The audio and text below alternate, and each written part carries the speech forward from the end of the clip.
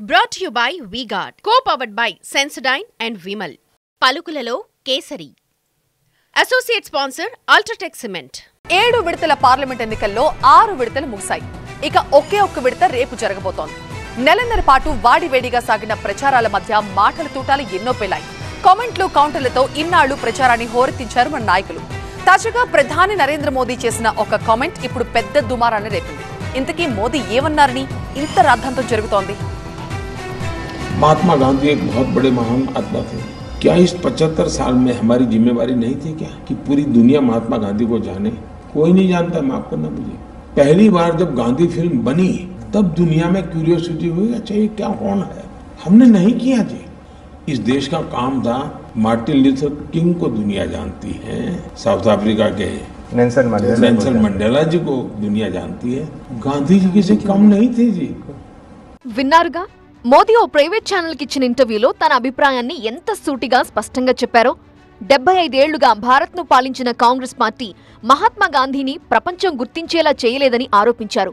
Britain దర్శకుడు Richard Attenborough 1982లో India వచ్చి Gandhi cinema తీయకపోతే ప్రపంచానికి ఆయన గురించి తెలిసేదే కాదని మోదీ అభిప్రాయపడ్డారు. విపక్ష కూటమి భారతీయ సంస్కృతి విలువలను అర్థం చేసుకుంటుందా అని ఛానల్ ప్రతినిధులు అడిగిన ప్రశ్నకు సమాధానంగా మోదీ అలా స్పందించారు. కాంగ్రెస్ అధికారంలో ఉన్నప్పుడు గాంధీని ప్రమోట్ చేయలేకపోయిందని, గాంధీపై సినిమా వచ్చే వరకు ప్రపంచానికి ఆయన గురించి తెలియకపోవటం విచారకరమని మోదీ వ్యాఖ్యానించారు.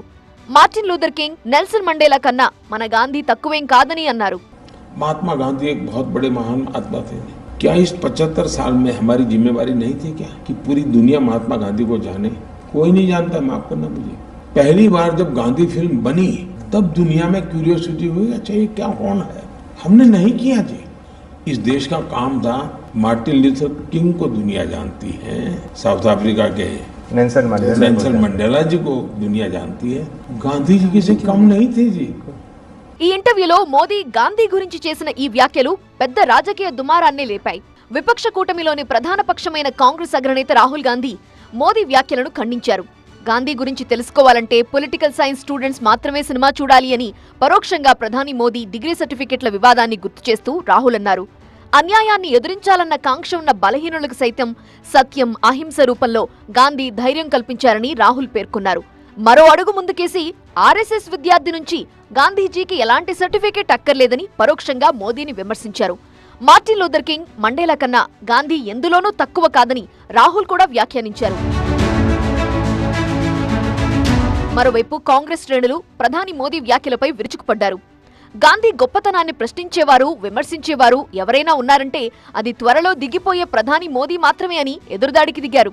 మోదీ ప్రభుత్వం వారణాసి, న్యూఢిల్లీ, అహ్మదాబాద్లోని గాంధీయ విద్యాసంస్థలన్నింటినీ నాశనం చేసిందని ఆరోపించారు. గాడ్సే సిద్ధాంతాలను అనుసరించే వారికి గాంధీ జాతీయవాదం గురించి తెలియదని విమర్శించారు. ఓవైపు గాంధీపై మోదీ వ్యాఖ్యలు రాజకీయ వర్గాల్లో తీవ్ర చర్చనీయాంశమవుతోంటే, మరోవైపు నేటి తరం గాంధీపై సినిమా తీసిన ఆ అటెన్బరో ఎవరు అనే దానిపై ఎక్కువ ఆసక్తి కనపరుస్తున్నారు. రిచర్డ్ అటెన్బరో బ్రిటన్ కు చెందిన అత్యంత ప్రతిభావంతుడైన సినీ దర్శకుడు. ఇండస్ట్రీలో నటుడిగా అడుగుపెట్టిన అటెన్బరో ఆ తరువాత నిర్మాత, దర్శకుడిగా మారి దర్శక నిర్మాతగా స్థిరపడ్డారు. ఇంగ్లాండ్లోని కేంబ్రిడ్జ్ లో పుట్టిన అటెన్బరో చిన్నప్పటి నుండే నాటకాల పట్ల ఆసక్తి చూపేవాడు. రాయల్ అకాడమీ ఆఫ్ డ్రామాటిక్ లో థియేటర్ స్టడీస్ కోర్స్ కూడా చేశాడు. తొలినాళ్లలో అటెన్బరో నాటకాల్లో ఎక్కువగా నటించేవాడు. Famous author Agatha Christie murder mystery నాటకం ది మౌంట్ ట్రాప్ నాటకంలో నటించి అటెన్బరో మంచి పేరు సంపాదించాడు. 1942లో సినిమా రంగంలోకి అడుగుపెట్టాడు. ఇన్ విచ్ వి సర్వ్ అనేది అటెన్బరో మొదటి సినిమా. అలా అంచెలంచెలుగా మంచి నటుడిగా పేరు తెచ్చుకున్నాడు. నటుడిగా తనను తాను ప్రూవ్ చేసుకునేందుకు అటెన్బరో ఎంతో కష్టపడ్డాడు. కష్టానికి తగ్గ విజయాన్ని కూడా అందుకున్నాడు. బ్రయాన్ ఫోర్బ్స్ తో కలిసి అటెన్బరో ఓ నిర్మాణ సంస్థను ప్రారంభించాడు. లీగ్ ఆఫ్ జెంటిల్మెన్ తదితర చిత్రాలు నిర్మించాడు. నిర్మాతగా కెరీర్ బాగా ఉన్న టైంలోనే డైరెక్షన్ బాధ్యతలు తీసుకున్నాడు. Oh what a lovely war అనేది అటెన్బరో తీసిన మొదటి సినిమా. అటు నిర్మాత, ఇటు దర్శకునిగా బిజీ కావటంతో సినిమాల్లో నటించడం బాగా తగ్గించాడు. 1982లో మన జాతిపిత మహాత్మా గాంధీ జీవితాన్ని సెల్యులాయిడ్ పై అద్భుతంగా చిత్రీకరించిన అటెన్బరో భారతీయులకు కూడా బాగా దగ్గరయ్యాడు. ఈ సినిమా కోసం అటెన్బరో సుమారు 20 ఏళ్లు కష్టపడ్డాడు. నెహ్రూ, ఇందిరాగాంధీ లాంటి వారెందరినో కలిసి చర్చలు జరిపాడు. ఈ సినిమాకు ఎన్నో అవాంతరాలొచ్చాయి.